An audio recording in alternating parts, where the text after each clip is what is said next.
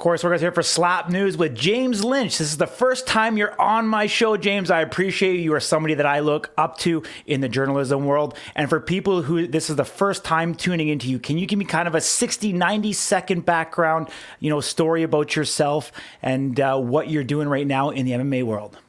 Well, thanks for having me on, Corey. Happy to be in enemy territory here. Just the quick version here. Loved MMA, watched it in university, started covering it a long time ago on the side.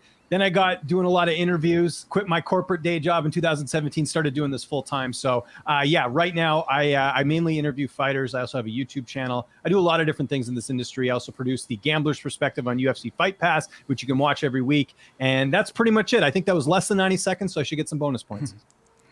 Absolutely, man. You get bonus points from me all the time. I know you're always willing to help people looking to get into this space. You have a great YouTube channel. If you guys don't follow James, head over to his YouTube channel. Definitely check that out. He's trying to educate people and trying to let them know what it's like to get into the, the journalism and content creator world, of MMA.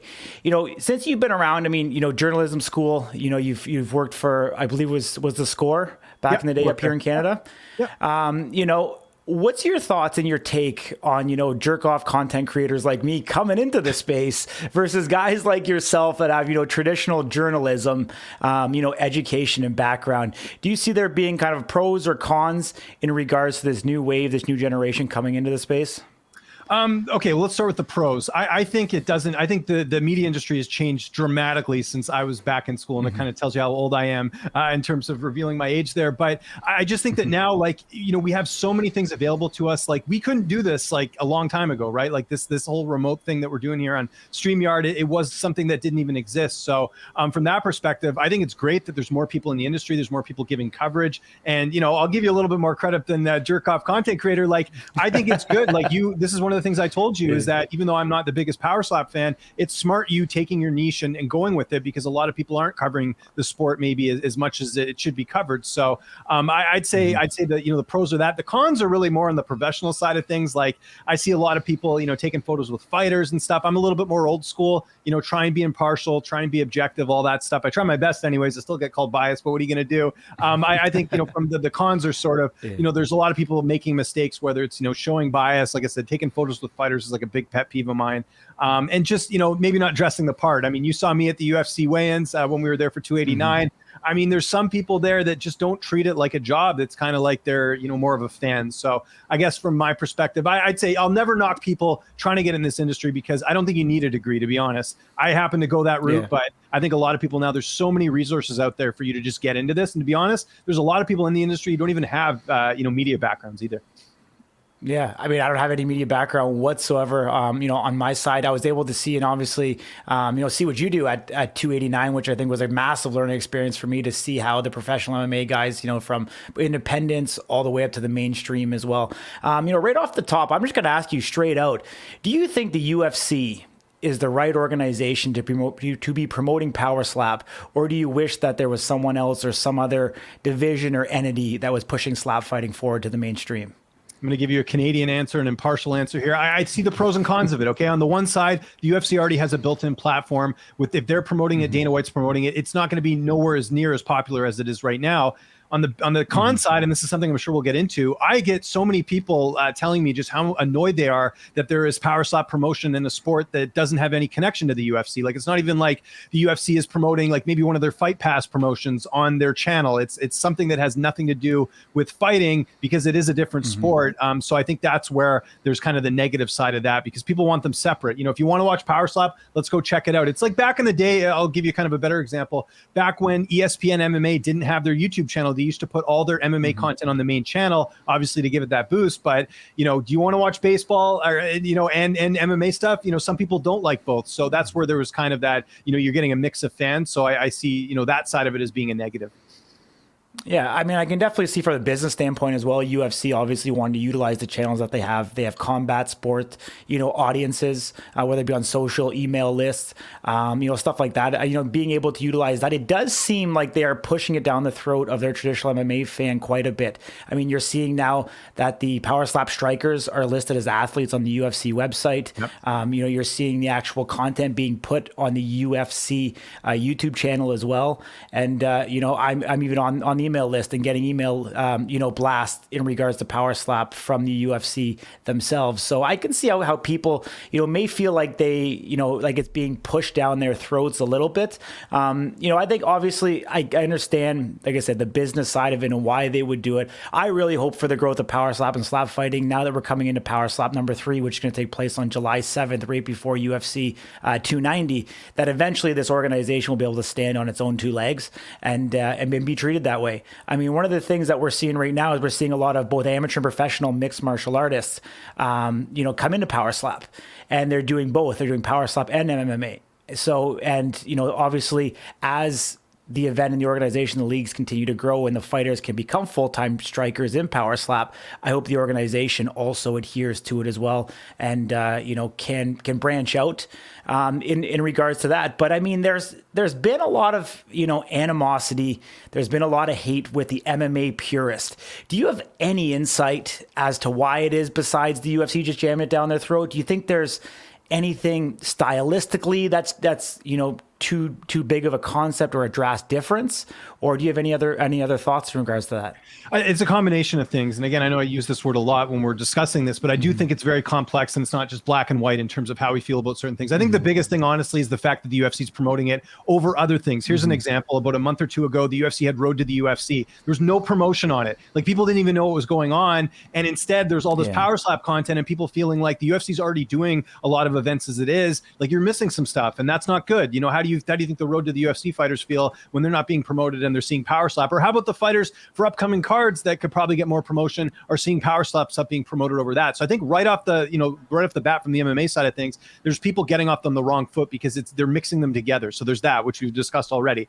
And then there's a safety part of it. I mean, there's been some videos that you've seen online, and there's that one, I can't remember exactly who it was, but the person gets slapped and their face immediately flames up, and it doesn't look good. Now, I know, look, we're watching people beat the crap out of each other. I mean, I'm sure in the coming years, and we're already starting to see it, the long-term health of fighters is going to be a really scary look for a lot of people that enjoy this sport. I mean, we're already seeing, Spencer Fisher, I know, for example, is someone that's, been documented about some of the struggles he's having with everyday life. And this was a fighter that was very entertaining in the UFC. So there's that side of it. So I know that we're obviously coming from that sort of perspective that, look, it's violent regardless. I think the problem is, like, you can't defend yourself, at least in fighting. Right? There's jiu-jitsu. Maybe the fight goes to the ground, you get a submission win. You're not taking any damage to the face. This is all damage without, being defended. It's essentially testing out, who has the hardest slap, but also who has the best chin.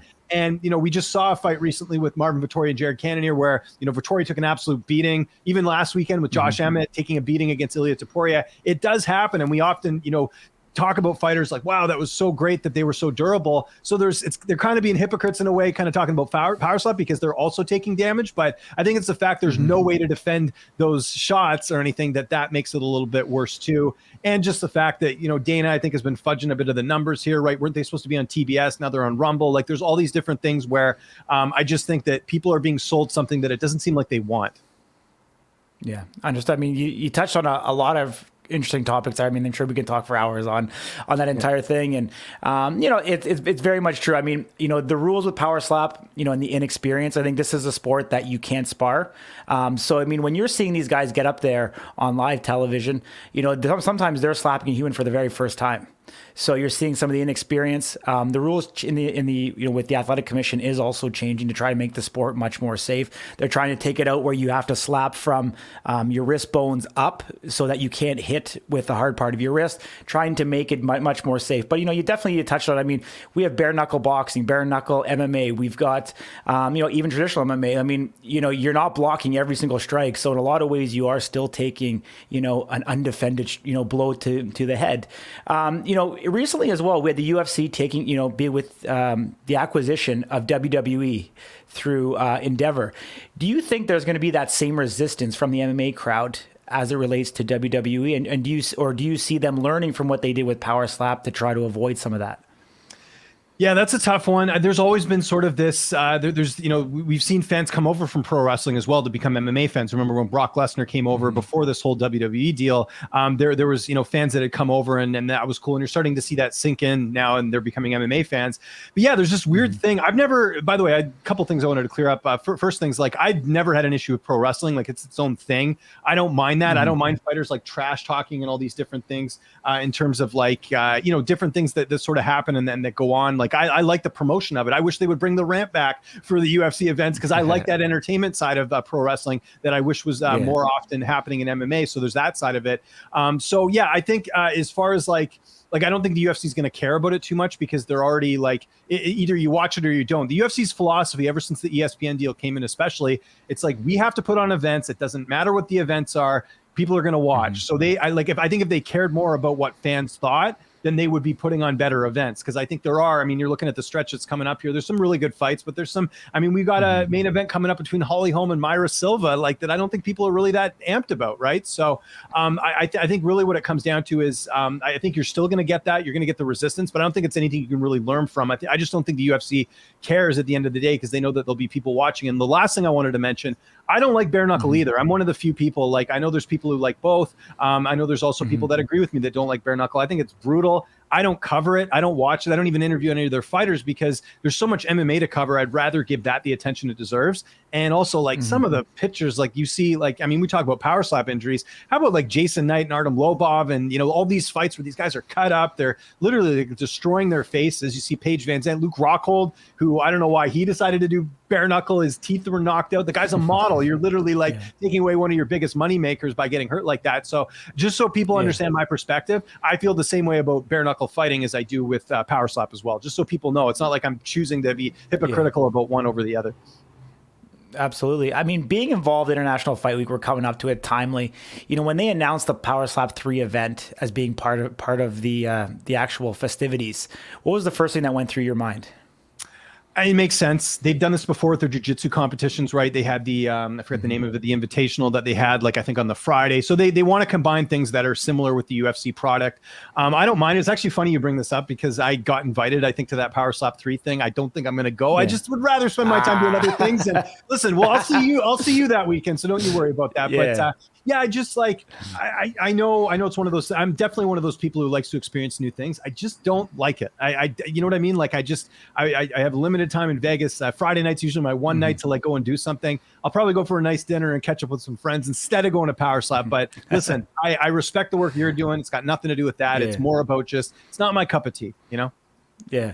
Well, Dana is making it really easy. He is gonna bust the actual media from the ceremonial weigh-ins of the actual UFC event to Power Slap. There's only 7 fights on the card, so it's only gonna last probably 2 hours, 6 till 8. So just keep that in mind in case you do want to come last minute. That's a prime time I could have a good dinner there in Vegas. And by the way, I probably won't even be going to the ceremonial weigh-ins, because so this is the weird thing about International Fight Week, and I'll educate all you out here. There's a Radio Row at the Expo that goes on Friday and Saturday. I'm gonna be there because I want to get interviews. So I'm not even going to go to the weigh-ins. I'll probably be coming back from the expo and getting all my content up. So I'm more focused. Like, I'm there to get content. That's the main thing, as great as it is to go to the weigh-ins and do all that stuff. I got to think of what is my audience going to like the most, and they're going to like exclusive stuff. So that's where the expo, me getting those fighter interviews, that's going to be my bread and butter next week. That's really what I'm going to be focusing on, and less on the, the same media scrums we all upload. You know this, right? You were at Media Day for 289. We're all uploading the same stuff. It's whoever hits the algorithm first, and they're going to get the, the better views. So I would rather get more exclusive content to give people something a little bit extra. Yeah, absolutely. Sitting here, 2023, where do you think we are in regards to combat sports? And like, are you feeling the excitement of International Fight Week coming in? Like, do you feel like things are ratcheted up this year compared to years past, or do you think they're still a little subdued right now? I'll be honest. It's a little not, what's the best way I can describe it? It's like, This card is good. That's coming up here. It's great. We're getting 2 title fights. Bo Nichols on the card. You got Robert Whitaker and Drake. It's going to be awesome. It doesn't have that sizzle though. Like every year for International Fight Week, you get like, a couple big fights like that really like definitely there's some star power in this, but I just don't feel like it's as big as it used to be in years past. So there's that. And honestly, if you look at the undercard outside of maybe the Sean Brady and Jack Della Maddalena fight, Nico Price and Robbie Lawler, it's actually kind of a weak undercard. Like there's a lot of kind of fighters that you're not really like too amped on, not a lot of like up and coming prospects or anything like that. And nothing against the fighters if you're watching this. Like again, I respect every athlete that steps in there. I just think for a card that's this big, this is sort of a staple for the UFC. It's right in the middle of the year, the calendar year for the UFC. I would think it would be a little bit bigger, but I will say this: International Fight Week's awesome because of the expo, because there's going to be like 200 fighters there that aren't on the card that are just there to do appearances. So if you're a fan, this is the best time of year to go. But yeah, I think like if it was just the card and there was nothing else, I might even question going to this card, honestly, because from a content perspective, there aren't a lot of huge names on there outside of like, honestly, the biggest names that are on 290 is from a content perspective. Just to give you guys an idea here, are probably Robert Whittaker and Bo Nickel. Even like Volkanovski, as great as he is, he's starting to get obviously more views now because of the Islam fight. He's not even a guy that views that well either. So you got to kind of think of those things when you're thinking of like, is this worth my time?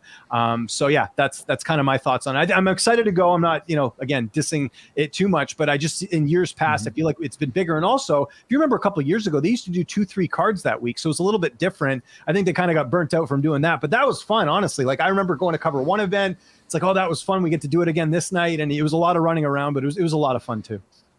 Yeah. We have a lot of, power slap strikers that actually watch the content here. We're definitely leading the way in terms of coverage. And, you've seen, you just touched on it in regards to, athletes that get views. Do you have any, I'm sure you've been around a lot of these, these athletes, you've built personal relationships in the MMA world with some of these fighters. Do you have any tips or tricks for, these young aspiring, athletes that are trying to push themselves on social media, things that they can do to put themselves in the best light possible to have, greater opportunities either within the sport and or outside in terms of endorsements and potentially even get on the radar of, guys like you or other reporters that, want to interview these guys for future and, publicity and promotion? That's a great question. And I think that a lot of it is just being active on social media, posting, trying to be funny, just trying to do different things. Like I'll give you an example here. Adrian Yanez, bantamweight fighter for the UFC, he became very popular on what's called like MMA Twitter. It's like people who interact with the fans. And think about it, like you don't get this in other sports. You don't see LeBron James responding to fans in basketball. You don't see Connor McDavid going on Twitter and having an argument about how good the Oilers are. You know what I mean? Like, but in the UFC, they're so easy to access. And that's a way to really build up your brand. And the reason I bring up him specifically, Adrian's a great fighter. He was the betting favorite going into his last fight with Rob Fun. And don't get me wrong, I think there was a lot of reason to think that. He had, been on a nice winning streak. He was knocking everyone out. But I feel like that was heightened because of the fact that people like Adrian a lot on social media. And that, and not even looking at how good Rob is. And I know Rob is on a losing streak, but I feel like those are things that really, I think the UFC takes notice of.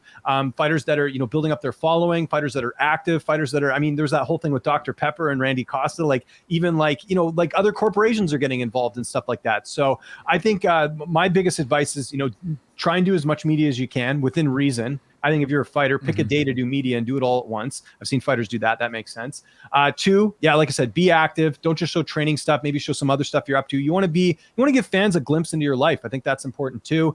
And then the other thing I would say is just, never hurts to reach out to media members like myself. Brendan Allen, I just told this story today on my live stream. I remember when he was like a 3 or 4-0 pro, he actually reached out to me to do an interview back when no one knew who he was. And now look at him. He's a ranked middleweight in the UFC, but having that experience early on of doing interviews will prepare you for going on the MMA Hour and these other shows and all that. So I just think, be very present online. That's a good way to build fans and become more popular. That's definitely great advice. You're somebody, I'm going to take, 1 second here to kind of be selfish for myself here a little bit. Yeah, go for it. But, we're starting to get in, there's starting to be the lines for betting on Power Slap. In regards to starting to make some predictions. From a media standpoint, we found that, the fighters in Power Slap right now have been very, very sensitive to either media or fellow strikers, making predictions against either for or against them. Do you have any advice for the strikers that are listening to this on how to take the criticism, whether it be positive or negative, when media outlets or, their fellow colleagues are predicting and calling matches? Don't take it personally. It's just we're doing our job. You know what I mean? Like I don't like doing fight picks. I do it because my audience wants it, and I do interview a lot of fighters. So there's some tidbits I can give people when I'm doing my breakdowns. But yeah, I mean, most fighters are pretty cool about it. I've had ones that won't do interviews with me now because if I picked against them, it's like I don't think you had much respect for me to begin with if you're taking it this personally. I think the biggest thing from the media standpoint, I know you're talking about the fighters and we'll get to that in a sec, but from a media standpoint, just be respectful. You can talk about a fighter struggling in the octagon or the cage or whatever, but you don't have to say they suck or, oh, they didn't show up or they're scared. You do see people, and that goes back to the first thing you brought up about, new media. I see a lot of media like that. They end up looking more like fans than actual professionals. You can break down a fight without being, extremely disrespectful. And fighters already get enough crap, as do media online from people as well. Like people don't like them. They'll say mean things. So I feel sympathy for the fighters and the athletes in the case of Power Slap as well, where I'm sure there's people messaging and being like, man, you suck and all this, like people that have access to you to say whatever they want. There's no consequences, right? Because it's the internet. So there's that side of it. But yeah, I think the biggest thing is like, just know that people are doing their job the same way that you're doing your job. You know what I mean? Like if you have, I'm sure there's fighters, or in Power Slap case, I'm sure there's people who are trying to win money for their families. And if they don't win it, they feel a sense of responsibility, like they let their family down. It's no different than us picking fights. Like we're just doing our job. Like you have to pick a winner. You have to pick a loser. No one, as long as you're being respectful, there shouldn't be any issues with someone picking against you. Yeah. No, definitely great advice there for sure. Obviously Dana White has, publicly stated he's not a fan of the media in many different ways for the last, 17 years. How does that sit with you personally? Or do you just kind of water off a duck's back at this point? Well, I don't think he's targeting like me specifically, so I don't really need to worry about it. But I think Dana's got to realize that. No, it's fine. I get it. Maybe he is targeting me. I don't know. But like I had to cover the thing with Dana getting into, the altercation with his wife. Like it's just one of those things you have to talk about because he's a public figure. People are like, oh, it's none of your business. It was a public incident. Like you can't just like if it was like hearsay and people were talking about it, that's one thing, but it's on video, him doing this, ironically ahead of Power Slap, which was crazy. But I just think that like, I think his criticism, some of it's fair. Like there's certain outlets that do nitpick at every little thing when it comes to like, and it's kind of the society we're living in. That's an entirely different conversation about like, everything's offensive and all that. Like, I think there's some stuff that is a bit overblown, but then there's, fully stuff that should be criticized, fighter pay, Power Slap being promoted over UFC fighters. Like those are things that I think make sense. Like talking about card, like Mick Maynard got upset with Bloody Elbow about how they were, saying that a card wasn't very good. And I don't think they said it was sucked. I think they just said it wasn't very strong. I feel the same way. I feel like in a lot of cases, they're doing too many events. I think the quality has dropped over the last couple of years. I can't tell you how many fighters I see come off Contender Series, lose 2 fights, and they're out of here. It never used to be like that. You would see fighters compete in the octagon for years, and it's because the quality was better. And I think that they are, in a lot of cases, scrambling to make main events. Take this weekend's main event, for example. And I got criticized for this too. Abus Magomedov, 1 fight in the UFC, beats a guy who was 1-3 in the octagon, and he's getting to fight Sean Strickland. Now, I know people will say Strickland's lost a few, whatever. Strickland's built out a career for himself for years. So now he gets to fight a guy who has 1 fight just because, he looked good in that fight. Like, it doesn't make sense, but it comes back to them doing too many events. If you didn't do as many events, you have more options for opponents. Like, Sean Strickland should be fighting Paulo Costa or Dracus du Plessis or one of these fighters, right? But he's not, because they're trying to build up this other guy and they're completely ignoring the rankings. I know the rankings have their own criticisms, but in general, I just feel like we have to have some sort of structure here. Otherwise, let's just start, bringing in whoever and let's give Paddy Pimblett the next title shot. You know what I mean? Like, that's where we're headed. If we're not giving any sort of credence to the rankings. Yeah. Interviewing Sean Strickland, is it nervousness or is it social media gold? It's social media gold. I love it. He's great. Some people think, there's some, because here's the thing with Sean that I think people don't give him enough credit for. Like, I don't think Sean will say some stuff maybe that's a bit politically incorrect. You can kind of just change the subject. I've had worse interviews where like people are like really saying some crazy stuff and it's like, okay, we got to move this along. But Sean, I think more than anything is funny. Like, he is a natural comedian. It's so rare to have that. Like, you compare him to someone like, say, Colby, who I love. I like interviewing Colby a lot, but a lot of it's kind of, the recycled lines. With Sean, it's like literally natural. Like, he'll just, I was at 276 last year and he spent like a good couple minutes just roasting the media. I'm part of the media and I thought it was hilarious. We need more of that. It's as opposed to the typical fight answers. So with Strickland, it's fine. Like, you just have to be on your toes, but that makes you a better journalist at the end anyways. You can handle those type of situations. Yeah. Awesome, James. I really appreciate you joining me, man. I want to give you the last word. I want you to drop all your social handles. All of the followers here at Slap News, head over and follow James on all of his social channels that he's going to drop right now for you guys. Well, thank you so much for having me on, man. I'd love to do it again. Always, it was great meeting you, by the way, a few weeks ago at the 289 card, and excited to see you next week. At Lynch on Sports, Lynch on Sports, all one word. That's YouTube, Instagram, TikTok, Twitter, you name it. I'm everywhere. Should be easy to find me. I'm also, my DMs are open. If you ever have any questions about the industry, I'm always willing to help people out because, pay it forward, all that good stuff. And yeah, thanks for having me on, man. This was fun.